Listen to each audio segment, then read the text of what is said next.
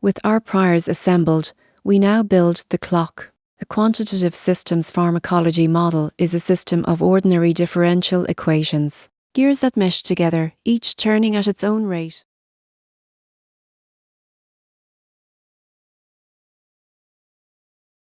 Think of each ODE state variable as a gear. The drug concentration gear turns at a rate set by absorption and clearance. The receptor occupancy gear is driven by the drug gear. The downstream signaling gear responds to receptor binding. Each gear is coupled to its neighbors, but not every gear can be observed. Some are hidden deep inside the mechanism. Identifiability analysis asks, given the data we can measure, can we uniquely determine each parameter?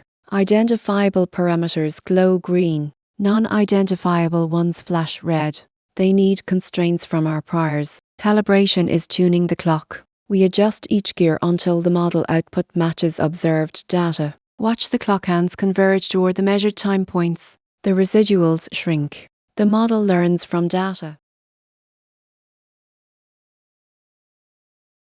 The clock is built and calibrated. Its gears mesh precisely. Its hands track the data. But one clock is not enough. We need 1,000 clocks, one for each virtual patient.